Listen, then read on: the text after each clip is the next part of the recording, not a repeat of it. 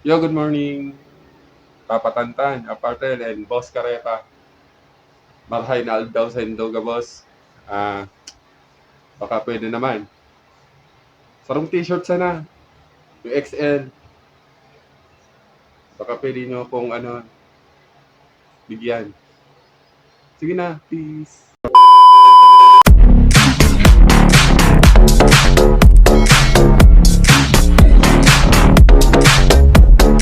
Yo, what's up? Good morning again. It's me again, Norms TV.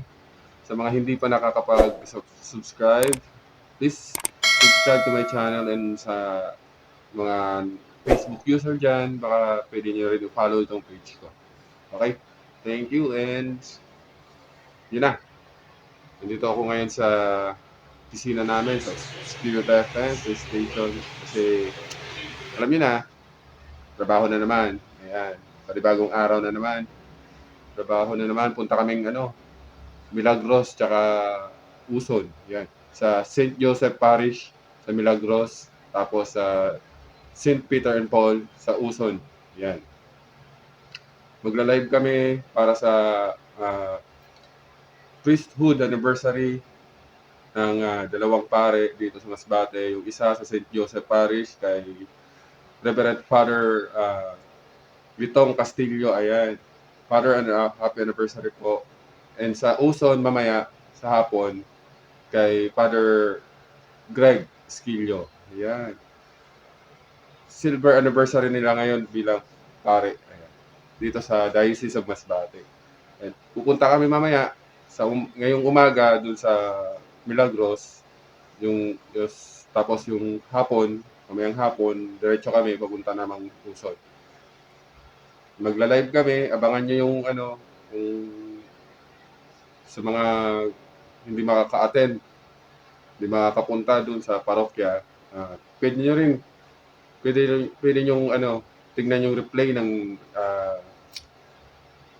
live namin sa Diocese of Masbate Social Communication. Ayan.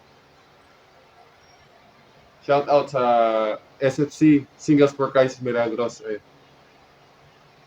Shout out sa inyo, pati sa darating nga pala na LCC, Live Catholic Conference 2023 sa Labo, Marinis Norte. Ayan. Kita-kita tayo diyan mga brothers and sisters. Hope ma-meet ko kayo in person. Ayan. Kita-kits tayo diyan. Let's go.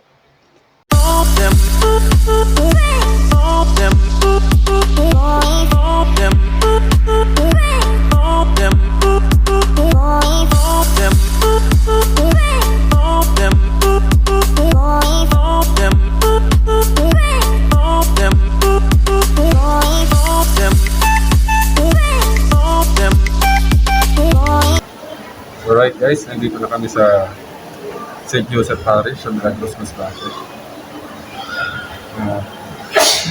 Marami na rin tao. Naghahanda para sa gaganapin Santa Misa para sa silver anniversary na pagiging pare ni Father Litong Castillo. Siya yung parish priest dito sa St. Joseph Parish. And tapos na rin kami mag-set up. So abangan nyo yung live coverage ng Diocese of Masbate Social Communication. Sa mga hindi makakapanood, panoorin nyo na lang yung replay. Pero hindi naman. Alright, Norms TV po. Dito po nagbabalik. Right, tapos na kami. So, gabi na natapos yung misa dito sa St.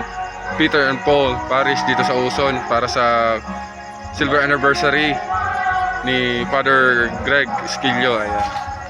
So, kaninang umaga natapos na rin yung kay Father Litong Castillo doon sa St. Joseph Parish sa Milagros.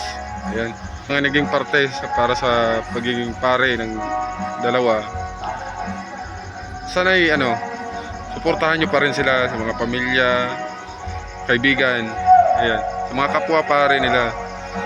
Sana suportahan pa rin natin sila sa pamamagitan lang ng prayers, ayan, para ipagpatuloy nila ang pagsiserve, pagbibigay ng mga salita ng Diyos para sa atin. Kay Father Greg at Father Litong, Fathers, thank you sa mga advice nyo about sa mga buhay-buhay, sa pagbibigay ng mga salita ng Diyos, para hindi kami maligaw ng landas. Ayan, para bumalik kami sa kay Kristo, sa ating Panginoon. Nawa sana'y sana gabayan kayo lagi. Panalangin namin na sana magkaroon pa kayo ng malakas na pangangatawan, malayo sa sakit, ganyan. Sana marami pa kayong ma-inspire at yung matulungan, lalo na yung mga naliligaw ng landas, especially yung mga kabataan ngayon. Sana marami pa kayong matulungan. Sana lalo sa mga parents yan, na nahihirapan na kung paano nila palalakihin yung mga anak nila. Alam nyo na, mga ganun bagay. Tapos yung nawawala na ng pag-asa sa buhay. Ayan. Sana fathers at sa lahat ng pare dito sa Diocese of Masbate, maraming salamat po sa inyo. Again, happy silver anniversary, Father Greg and Father Litong. God bless po.